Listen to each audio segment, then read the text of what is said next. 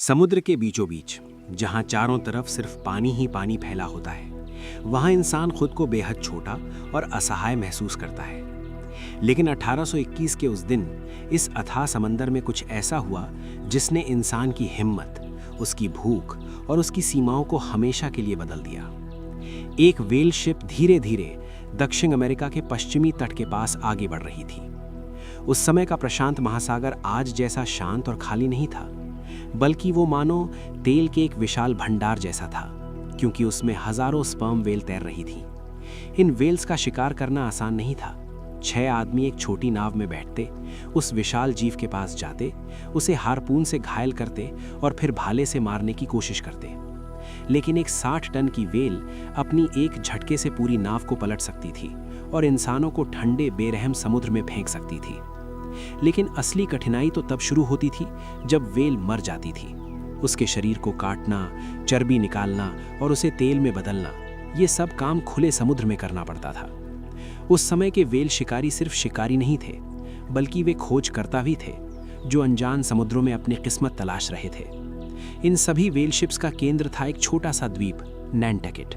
ये जगह सिर्फ एक द्वीप नहीं थी, बल्कि पूरी दुनिया के व्हेल उद्योग का दिल थी। यहाँ के लोग, जिनमें से कई क्वेकर धर्म को मानते थे, एक अजीब विरोधाभास जी रहे थे। वे शांति और अहिंसा में विश्वास रखते थे, लेकिन समुद्र में जाकर वे सबसे खतरनाक जीवों का शिकार करते थे। फरवरी 1821 की एक सुबह, एक जहाज जिसका नाम डॉल्फिन था, चिली के तट के पास आगे बढ़ रहा था। तभी जहाज के कप्तान ने दूर समुद्र में एक अजीब चीज देखी, एक छोटी सी नाव जो खुले समुद्र में लगभग खो चुकी थी। जब जहाज उस नाव के पास पहुंचा, तो जो दृश्य उन्होंने देखा वो उनके जीवन का सबसे भयावह अनुभव बन गया।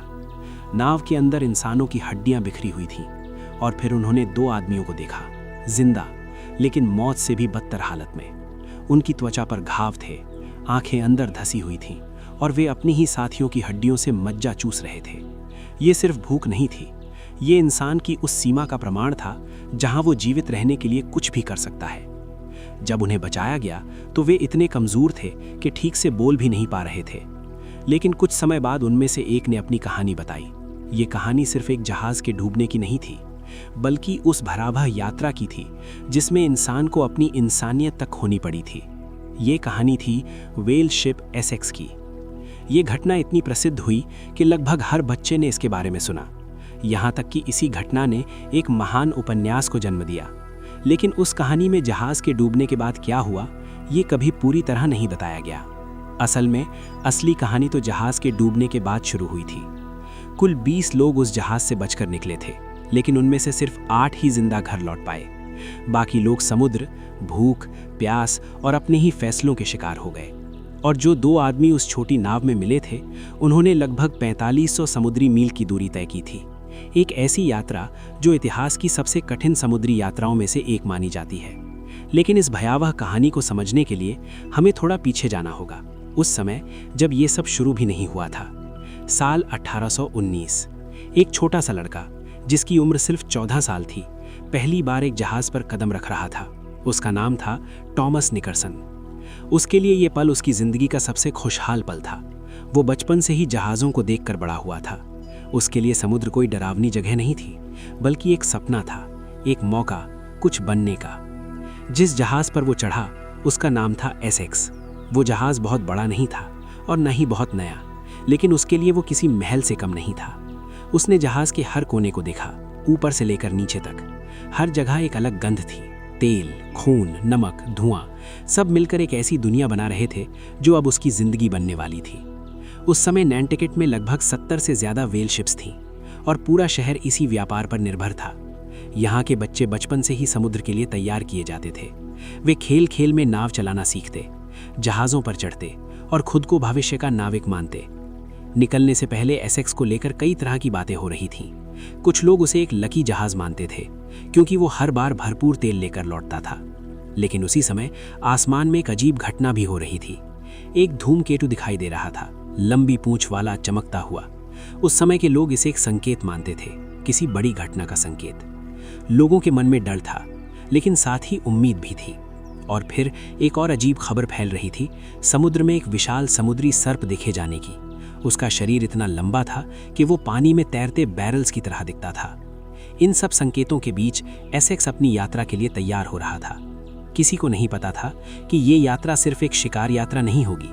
ये एक ऐसी कहानी बनने वाली थी जो इंसानियत की सबसे अंधेरी सच्चाई को सामने लाएगी। और सबसे बड़ी बात, ये कहानी अभी शुरू ही हुई थी।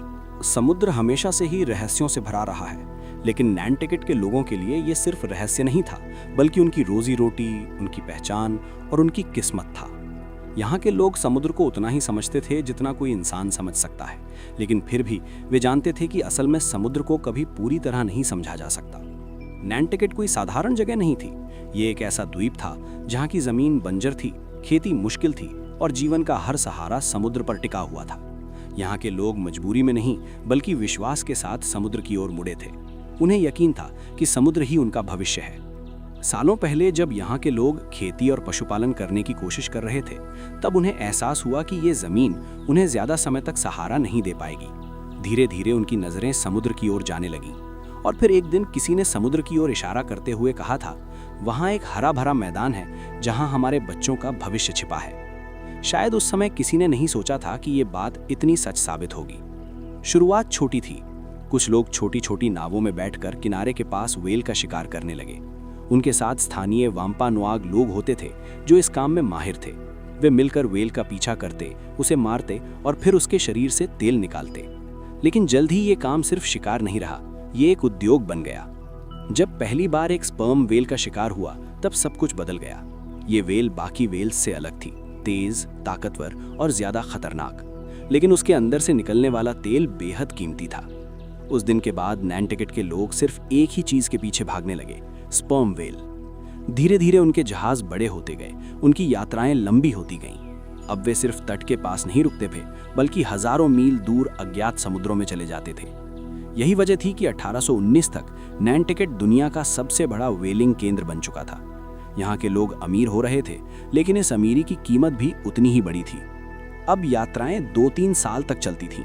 इसका मतलब था कि जो आदमी समुद्र पर गया, वो अपने परिवार से सालों तक दूर रहता था। कई बार तो लोग वापस ही नहीं आते थे। फिर भी कोई रुकता नहीं था, क्योंकि समुद्र ने उन्हें इतना कुछ दिया था कि वे उसे छोड़ नहीं सकते थे। थॉमस निकर्सन जैसे लड़कों के लिए ये सब एक सपना था। बचपन से ही उन्होंने अपने बड़ों को समुद्र पर जाते देखा था, कहानियां सुनी थी और अब वे खुद उस दुनिया का हिस्सा बनने जा रहे थे। एसेक्स पर सवार होने वाले ज्यादातर लोग युवा थे। कुछ अनुभवी थे, लेकिन कई ऐसे भी थे जो पहली बार समुद्र में जा रहे थे। उनके अंदर जोश था, लेकिन अनुभव कम। जहाज का कप्तान था जॉर्ज पोलार्ड जूनियर।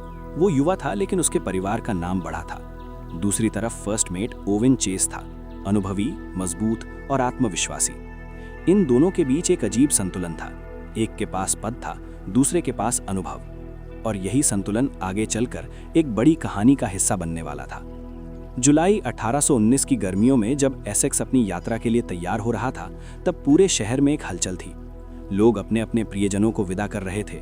कुछ के चेहरे पर उम्मीद थी, कुछ के मन में डर, क्योंकि हर कोई जानता था समुद्र पर जाना मतलब वापस आना तय नहीं है। फिर भी जहाज तैयार था। लकड़ी के पुराने तख्ते जिनमें से नमक और तेल की गंध आती थी, रस्सियां, पाल और वो सब कुछ जो एक लंबे सफर के लिए जरूरी था। थॉमस निकर्सन जहाज के हर कोने को देखता, हर चीज को महसूस करता। उसके लिए ये सब नया था, लेकिन अजीब तरह से अपना भी लग रहा था। उसके साथ उसके दोस्त भी थे, ओवेन कॉफिन, चार्ल्स राम्सडेल और बार्जिलाई रे। वे सब मिलकर हंसी मजाक करते, लेकिन अंदर से सब जानते थे कि ये सफर उनकी जिंदगी बदलने वाला है। और फिर वो दिन आ गया। एसेक्स ने नैंटकेट के किनारे को धीरे धीरे छोड़ना शुरू किया। हवा में नमक की गंध थी और पीछे छूटता हुआ शहर धीरे धीरे धुंधला हो रहा था। हर कोई अपने अपने ख्यालों में खोया था। कुछ अपने परिवार को याद कर रहे थे, कुछ आने वाले खजाने के सपने देख रहे थे। लेकिन किसी को ये नहीं पता था कि ये यात्रा उन्हें किस अंधेरे की ओर ले जा रही है। समुद्र शांत था, लेकिन ये शांति ज्यादा समय तक नहीं रहने वाली थी। समुद्र की सतह उस दिन शांत थी, लेकिन अंदर कहीं एक अनजाना डर धीरे धीरे जन्म ले रहा था। एसेक्स अपनी यात्रा पर निकल चुका था और अब उसके पीछे छूट चुका था नैंटकेट, वो जगह जहां हर नाविक का दिल बसता था। शुरुआती दिन हमेशा आसान होते हैं, हवा अनुकूल होती है, मन में उत्साह होता है और हर किसी को लगता है कि ये यात्रा भी बाकी यात्राओं की तरह ही होगी, लंबी, थकाने वाली, लेकिन अंत में सफलता देने वाली। एसेक्स के डेक पर भी यही माहौल था। नाविक अपने अपने काम में लगे थे। कोई रस्सियां कस रहा था, कोई पाल ठीक कर रहा था, तो कोई बस समुद्र को निहार रहा था। थॉमस निकलसन के लिए ये सब किसी सपने जैसा था। हर सुबह उसके लिए एक नई सीख लेकर आती थी। वो जहाज के हर छोटे बड़े काम को ध्यान से देखता, समझता और खुद को इस नई दुनिया में ढालने की कोशिश करता। लेकिन समुद्र सिर्फ सिखाता नहीं, वो परखता भी है। यात्रा शुरू हुए ज्यादा समय नहीं हुआ था कि एसेक्स को अपनी पहली बड़ी परीक्षा का सामना करना पड़ा। अचानक मौसम बदलने लगा, आसमान पर बादल घिराए और हवा की गति तेज होने लगी। धीरे धीरे वो शांत समुद्र एक उफनते हुए राक्षस में बदल गया। लहरें ऊंची होने लगी, जहाज हिलने लगा और हर नाविक समझ गया तूफान आ चुका है। हवा इतनी तेज थी कि जहाज के पाल फटने लगे, पानी डेक पर चढ़ने लगा, हर तरफ अफरा तफरी मच गई। रस्सियां पकड़ो, पाल नीचे करो, सब संभालो, कप्तान की आवाज गूंज रही थी और हर नाविक अपनी पूरी ताकत से काम कर रहा था। लेकिन समुद्र किसी की नहीं सुनता। एक जबरदस्त लहर आई, इतनी बड़ी कि उसने पूरे जहाज को अपनी चपेट में ले लिया। कुछ ही सेकंड में एसेक्स पूरी तरह से एक तरफ झुक गया। ऐसा लगा जैसे वो अब सीधा नहीं हो पाएगा। ये पल हर किसी के लिए डरावना था। थॉमस निकलसन ने पहली बार असली खतरा महसूस किया। वो समझ गया कि समुद्र कोई खेल नहीं है, यहाँ एक छोटी सी गलती या एक गलत लहर और सब खत्म। लेकिन जहाज ने हार नहीं मानी। धीरे धीरे बहुत मुश्किल से एसेक्स वापस सीधा हुआ। तूफान अभी भी था, लेकिन जहाज ने उसे झेल लिया था। जब सब कुछ थोड़ा शांत हुआ तब हर कोई थक चुका था, लेकिन साथ ही उनके अंदर एक नया आत्मविश्वास भी था। उन्होंने अपनी पहली परीक्षा पार कर ली थी, लेकिन ये सिर्फ शुरुआत थी। इस घटना के बाद जहाज को कुछ नुकसान हुआ था। मस्तूल थोड़ा कमजोर हो गया था और कुछ हिस्सों में मरम्मत की जरूरत थी। इसलिए उन्होंने पास के एक द्वीप पर रुकने का फैसला किया। ये द्वीप था गैलापागोस। ये जगह अजीब थी, सूखी, बंजर और लगभग जीवनहीन। यहाँ न तो हरियाली थी, न ही कोई बड़ी आबादी, लेकिन यहाँ एक चीज थी जो उनके लिए बहुत कीमती थी, कछुए। ये विशाल कछुए इतने बड़े होते थे कि एक आदमी उन्हें आसानी से कई दिनों तक खा सकता था। इसलिए नाविकों ने उन्हें पकड़ना शुरू किया और जहाज पर जमा करना शुरू किया, ताकि आगे के सफर में उनका इस्तेमाल किया जा सके। थॉमस और उसके साथी भी इस काम में लगे थे। उनके लिए ये एक नया अनुभव था, शिकार करना, खाना इकट्ठा करना और समुद्र के बीच अपने अस्तित्व को बनाए रखना। लेकिन इंसान कभी कभी लापरवाह हो जाता है। एक दिन कुछ नाविकों ने मजाक मजाक में एक छोटी सी आग जलाई। शायद उन्होंने सोचा होगा कि इससे कोई फर्क नहीं पड़ेगा, लेकिन हवा तेज थी और आग फैलने लगी। कुछ ही समय में वो छोटी सी आग एक भयानक आग में बदल गई। पूरे द्वीप का एक बड़ा हिस्सा जलने लगा। नाविकों ने आग बुझाने की कोशिश की, लेकिन बहुत देर हो चुकी थी। वे बस खड़े होकर उस आग को फैलते हुए देखते रहे। ये सिर्फ एक दुर्घटना नहीं थी, ये एक संकेत था, एक ऐसा संकेत जिसे उस समय शायद किसी ने गंभीरता से नहीं लिया। लेकिन आने वाले समय में यह साबित होने वाला था कि ये यात्रा सिर्फ एक साधारण यात्रा नहीं है। कुछ ना कुछ गलत होने वाला था, और वो भी बहुत बड़ा। एसेक्स ने अपनी मरम्मत पूरी की, कछुओं को जहाज पर रखा और फिर से समुद्र की ओर बढ़ गया। अब उनका असली लक्ष्य था व्हेल का शिकार, और बहुत जल्द उन्हें वो मिलने वाली थी। लेकिन इस बार शिकार करने वाला कौन होगा और शिकार कौन बनेगा, ये अभी किसी को नहीं पता था। समुद्र अब पहले जैसा नहीं लग रहा था। शुरुआत का उत्साह धीरे धीरे एक अजीब सी गंभीरता में बदल चुका था। हर नाविक अब समझ चुका था कि यह सफर सिर्फ रोमांच नहीं है, ये एक परीक्षा है जिसमें हर दिन कुछ नया सामने आने वाला है। एसेक्स अब उस क्षेत्र में पहुंच चुका था जहां स्पर्म व्हेल्स के मिलने की सबसे ज्यादा संभावना होती थी। यही उनका असली उद्देश्य था, इन विशाल जीवों का शिकार करना, इनका तेल निकालना और भरपूर माल के साथ घर लौटना। दिन बीतते गए। कभी कभी दूर समुद्र में व्हेल्स की फुहार दिखाई देती, लेकिन वे इतनी दूर होती कि उनका पीछा करना मुश्किल हो जाता। लेकिन फिर एक दिन सुबह सुबह, जब सूरज अभी पूरी तरह निकला भी नहीं था, एक आवाज गूंजी, वहां व्हेल। पूरे जहाज में जैसे बिजली दौड़ गई। हर कोई अपनी जगह पर आ गया। छोटी छोटी नावें, जिन्हें व्हेल बोट कहा जाता था, तुरंत पानी में उतारी गई। हर नाव में 6 आदमी सवार हुए, एक हार्पून लेकर, बाकी चप्पू संभालते हुए। थॉमस निकलसन ने यह सब पहली बार इतने करीब से देखा। उसकी धड़कन तेज हो गई थी। ये वही पल था जिसके लिए वो यहाँ आया था। नावें धीरे धीरे उस दिशा में बढ़ने लगी जहां व्हेल दिखाई दी थी। समुद्र शांत था, लेकिन उस शांति के नीचे एक खतरनाक खेल शुरू होने वाला था। जैसे ही वे करीब पहुंचे, उन्होंने उसे देखा, एक विशाल स्पर्म व्हेल। उसका शरीर पानी के ऊपर उठ रहा था और हर बार जब वो सांस लेती तो पानी की तेज धार हवा में उछलती। वो एक पहाड़ जैसी लग रही थी और उसके सामने इंसान बेहद छोटे। लेकिन फिर भी इंसान ने चुनौती स्वीकार कर ली। हार्पून उठाया गया, निशाना लगाया गया और एक झटके में वो वेल के शरीर में धंस गया। वेल ने तुरंत प्रतिक्रिया दी। उसने जोर से झटका दिया, पानी उछाला और फिर अचानक तेज गति से भागने लगी। नाव उसके पीछे बंधी हुई थी और अब वो एक बेकाबू घोड़े की तरह समुद्र में दौड़ रही थी। ये पल बेहद खतरनाक था। नाव इतनी तेज खिंच रही थी कि अगर कोई संतुलन खो देता तो सीधे पानी में गिर सकता था, लेकिन नाविकों ने अपने आप को संभाले रखा। कुछ देर बाद वेल थकने लगी। ये वो समय था जब उसे खत्म किया जा सकता था। एक नाविक ने भाला उठाया और बार बार उसे वेल के शरीर में घोंपने लगा। आखिरकार वो विशाल जीव धीरे धीरे शांत हो गया। समुद्र की सतह पर खून फैलने लगा। ये उनकी पहली सफलता थी, लेकिन ये सिर्फ शुरुआत थी। एसेक्स के लिए ये एक अच्छा संकेत था। इसका मतलब था कि उनका सफर सफल हो सकता है। लेकिन जैसे जैसे दिन बीतते गए, उन्हें ये एहसास होने लगा कि हर शिकार इतना आसान नहीं होगा। कुछ वेल्स ज्यादा ताकतवर थीं, ज्यादा तेज थीं और कुछ तो इतनी चालाक थीं कि वे आखिरी पल में नावों से बच निकलतीं। एक दिन जब वे फिर से शिकार के लिए निकले, तब कुछ अलग हुआ। उन्होंने एक समूह देखा, कई स्पर्म वेल्स का झुंड। ये एक बड़ा मौका था। नावें फिर से पानी में उतारी गईं और हर कोई अपने लक्ष्य की ओर बढ़ने लगा। लेकिन इस बार कुछ अजीब था। वेल्स सामान्य तरीके से व्यवहार नहीं कर रही थीं। वे भाग नहीं रही थीं, वे रुक रही थीं, जैसे कुछ सोच रही हों। और फिर एक विशाल वेल ने अचानक अपनी दिशा बदल ली। वो सीधे एक नाव की ओर बढ़ने लगी। पहले तो किसी को समझ नहीं आया कि क्या हो रहा है, लेकिन फिर सब साफ हो गया। वो वेल हमला कर रही थी, इतनी तेजी से, इतनी ताकत के साथ कि नाविकों के पास बचने का समय नहीं था। एक जोरदार टक्कर हुई, नाव हिल गई, लगभग पलट गई। लोग पानी में गिरते गिरते बचे। ये कोई सामान्य प्रतिक्रिया नहीं थी, ये कुछ और था। जैसे वो वेल सिर्फ बचाव नहीं कर रही थी, बल्कि बदला ले रही थी।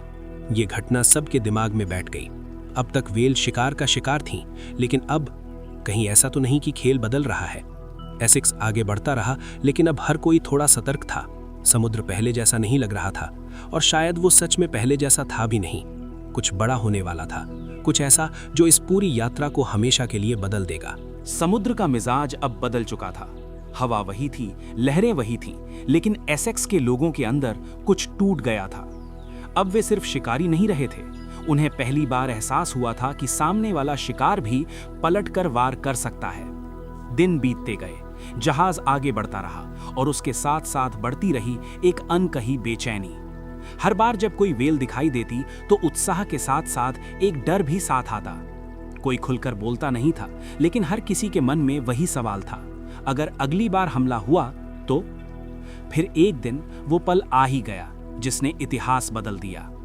सुबह का समय था, आसमान साफ था और समुद्र असामान्य रूप से शांत। दूर क्षितिज पर स्पर्म वेल्स का एक झुंड दिखाई दिया। ये एक सुनहरा मौका था। इतनी सारी वेल्स एक साथ मिलना हर रोज की बात नहीं थी। कप्तान के आदेश पर 3 वेल बोट्स तुरंत पानी में उतारी गईं। हर नाव अपने लक्ष्य की ओर बढ़ने लगी। ओवेन चेज की नाव सबसे आगे थी। उसकी आंखों में वही आत्मविश्वास था जो हर अनुभवी शिकारी के अंदर होता है। जैसे ही वे करीब पहुंचे, उन्होंने वेल्स को घेरने की कोशिश की। हारपून तैयार था, सांसें थमी हुई थीं और फिर वार किया गया। एक वेल घायल हुई और जैसे ही खून पानी में फैला, बाकी झुंड बिखर गया। सब कुछ सामान्य लग रहा था, वही पुराना शिकार, वही पुरानी रणनीति। लेकिन फिर कुछ ऐसा हुआ जिसकी किसी ने कल्पना भी नहीं की थी। एक विशाल स्पर्म वेल बाकी सबसे अलग कुछ दूरी पर स्थिर खड़ी थी। वो भाग नहीं रही थी, वो बस देख रही थी। उसका सिर पानी के ऊपर था और उसकी आंखें मानो सीधे नाविकों को घूर रही थीं। कुछ पल के लिए समय जैसे थम गया और फिर अचानक वो वेल पूरी ताकत के साथ आगे बढ़ी। इतनी तेजी से, इतनी सीधी दिशा में, जैसे उसने अपना लक्ष्य तय कर लिया हो। ओवेन चेज की नाव उसकी राह में थी। सावधान, किसी ने चिल्लाया, लेकिन तब तक बहुत देर हो चुकी थी। एक भयानक टक्कर हुई। वेल ने अपनी पूरी ताकत से नाव को टक्कर मारी। नाव हवा में उछल गई, लकड़ियां टूट गईं और कुछ ही सेकंड में सब पानी में गिर पड़े। चारों तरफ अफरा तफरी मच गई। लोग पानी में थे, नाव के टुकड़े तैर रहे थे और उस सब के बीच वो वेल फिर से गायब हो गई। लेकिन कहानी यहीं खत्म नहीं हुई। चेज और उसके साथी किसी तरह टूटे हुए हिस्सों को जोड़कर वापस जहाज की ओर लौटे। वो हाँफ रहे थे, थके हुए थे, लेकिन जिंदा थे। एसेक्स पर पहुंचकर उन्होंने जो हुआ वो सब बताया।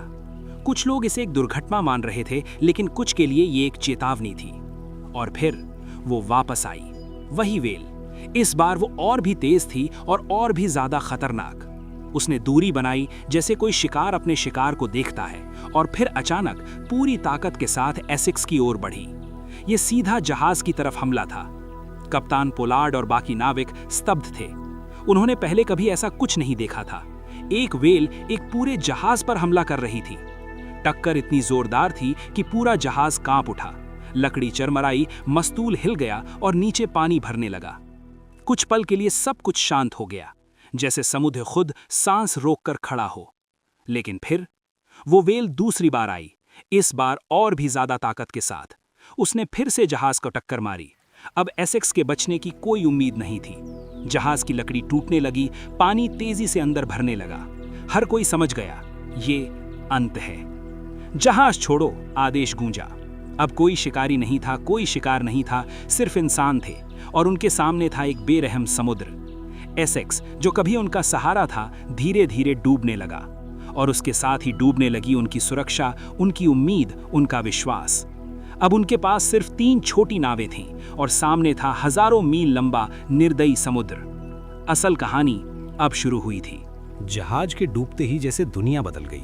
कुछ ही मिनट पहले तक जो लोग एक मजबूत जहाज पर खड़े थे, अब वे खुले समुद्र में 3 छोटी सी नावों के सहारे थे। एसेक्स धीरे धीरे पानी में समा रहा था और उसके साथ ही उनकी सुरक्षित दुनिया भी खत्म हो रही थी। कुछ देर तक कोई कुछ बोल नहीं पाया। सब बस उस डूबते हुए जहाज को देखते रहे, जैसे वो सिर्फ लकड़ी का ढांचा नहीं बल्कि उनकी उम्मीदों का आखिरी टुकड़ा हो। लेकिन समय रुकता नहीं। जल्दी ही उन्हें समझ आ गया कि अब अगर जिंदा रहना है तो तुरंत फैसला लेना होगा।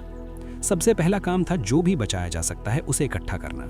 वे वापस डूबते जहाज के पास गए। जो भी राशन बचा था, सूखी रोटी, पानी के कुछ बर्तन, थोड़े बहुत औजार, सब कुछ जल्दबाजी में नावों में भर लिया गया। हर सेकंड कीमती था क्योंकि जहाज किसी भी पल पूरी तरह गायब हो सकता था। टॉमस निकर्सन और बाकी लोग तेजी से काम कर रहे थे। डर उनके चेहरों पर साफ दिख रहा था, लेकिन उससे भी ज्यादा था जिंदा रहने का जज्बा। आखिरकार एसेक्स पूरी तरह समुद्र में समा गया। अब सिर्फ 3 नावें थीं और 20 आदमी। चारों तरफ सिर्फ पानी, कोई जमीन नहीं, कोई दिशा नहीं, सिर्फ अनिश्चितता। अब सबसे बड़ा सवाल था कि किधर जाएं। कप्तान पोलार्ड, ओवेन चेस और बाकी अनुभवी नाविक एक साथ बैठे। उन्हें फैसला करना था कि वे किस दिशा में जाएं, क्योंकि गलत दिशा का मतलब था मौत। एक रास्ता था पास के द्वीपों की ओर जाना, लेकिन उन द्वीपों के बारे में अफवाहें थीं कि वहां नरभक्षी रहते हैं। दूसरा रास्ता था दक्षिण अमेरिका की ओर, जो हजारों मील दूर था। ये एक ऐसा फैसला था जिसमें डर और तर्क दोनों शामिल थे। आखिरकार उन्होंने फैसला किया कि वे दूर के महाद्वीप की ओर जाएंगे। उन्हें लगा कि ये ज्यादा सुरक्षित है, लेकिन उन्हें अंदाजा नहीं था कि यही फैसला उनकी जिंदगी का सबसे भारी फैसला बनने वाला था। तीनों नावें अलग अलग नहीं बल्कि साथ साथ चलने लगीं। हर नाव में कुछ लोग, थोड़ा राशन और बहुत सारी उम्मीदें थीं। शुरुआत में सब ठीक लग रहा था। समुद्र शांत था, हवा भी अनुकूल थी, लेकिन जल्द ही असली मुश्किलें सामने आने लगीं। सबसे पहले आई प्यास। उनके पास पानी बहुत कम था, हर आदमी को सिर्फ कुछ घूंट ही मिलते थे। फिर आई भूख। राशन सीमित था और उन्हें नहीं पता था कि यह सफर कितने दिनों का होगा। धीरे धीरे उनके शरीर कमजोर होने लगे, चेहरे सूखने लगे, होंठ फटने लगे। टॉमस निकर्सन, जो कुछ दिन पहले तक जोश से भरा था, अब थकान से लड़ रहा था। दिन की गर्मी असहनीय थी, सूरज सिर के ऊपर आग बरसा रहा था और रात में ठंड हड्डियों तक पहुंचती थी। लेकिन सबसे बड़ी मुश्किल सिर्फ शरीर की नहीं थी, ये मन की थी। हर दिन, हर घंटे उन्हें ये सोचने पर मजबूर कर रहा था, क्या वे बच पाएंगे। कुछ दिनों बाद उन्हें एक छोटा सा द्वीप दिखाई दिया। ये उम्मीद की एक किरण थी। वे वहां पहुंचे और कुछ समय के लिए ऐसा लगा कि शायद अब सब ठीक हो जाएगा। द्वीप पर थोड़ा बहुत खाना था, कुछ पक्षी, कुछ पौधे और सबसे जरूरी पानी। उन्होंने राहत की सांस ली, लेकिन ये राहत ज्यादा समय तक नहीं टिकने वाली थी, क्योंकि ये द्वीप बहुत छोटा था। यहाँ ज्यादा दिन तक रहना संभव नहीं था। कुछ लोगों ने वहीं रुकने का फैसला किया, लेकिन बाकी ने सोचा अगर वे यहीं रुके तो धीरे धीरे सब खत्म हो जाएगा। इसलिए उन्होंने फिर से समुद्र में जाने का फैसला किया। ये फैसला आसान नहीं था, क्योंकि अब वे जानते थे कि समुद्र क्या कर सकता है, लेकिन फिर भी वे वापस उसी नर्क में जाने के लिए तैयार हो गए। तीनों नावें फिर से समुद्र में उतर गईं। अब उनके पास और भी कम राशन था और भी कम ताकत, लेकिन उनके पास कोई और रास्ता नहीं था। समुद्र फिर से उनके सामने था और इस बार वो पहले से भी ज्यादा खतरनाक होने वाला था। समुद्र अब दुश्मन बन चुका था। पहले जो लहरें सिर्फ रास्ता थीं, अब वही हर पल उनकी जान लेने को तैयार लगती थीं। छोटी छोटी नावें उस अनंत नीले विस्तार में डोल रही थी और हर आदमी अपनी आखिरी ताकत से बस एक ही चीज पकड़े हुए था, जीने की इच्छा।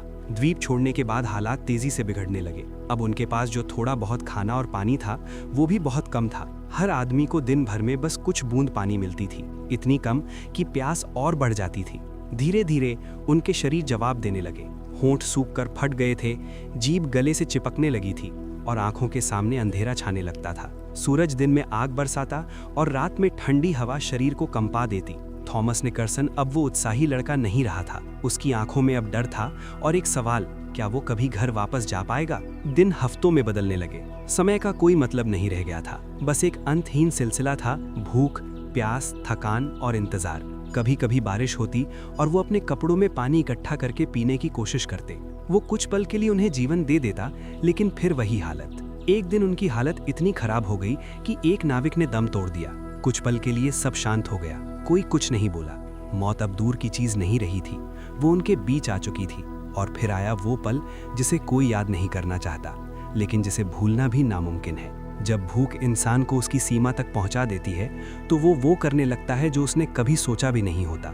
उनके सामने एक सवाल था, या तो वे खुद मर जाएं या जिंदा रहने के लिए कुछ ऐसा करें जो इंसानियत के खिलाफ है। पहले तो किसी ने कुछ नहीं कहा, लेकिन भूख, वो किसी भी सिद्धांत से ज्यादा ताकतवर होती है। आखिरकार उन्होंने वो किया जिसे करने से पहले हर किसी की आत्मा कांप उठी। उन्होंने अपने ही साथी के शरीर को खाने का फैसला किया।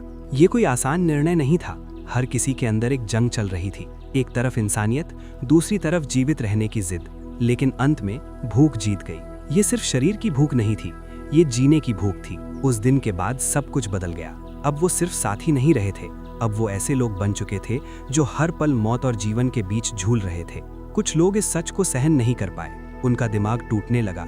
वो अपने आप से बातें करने लगे, कभी हंसते कभी रोते। कुछ को ऐसा लगने लगा कि वो जमीन देख रहे हैं, जबकि चारों तरफ सिर्फ पानी था। ये सिर्फ शारीरिक संघर्ष नहीं था, ये मानसिक युद्ध भी था, और ये युद्ध धीरे धीरे उन्हें खत्म कर रहा था। दिन बीतते गए और एक एक करके लोग गिरने लगे।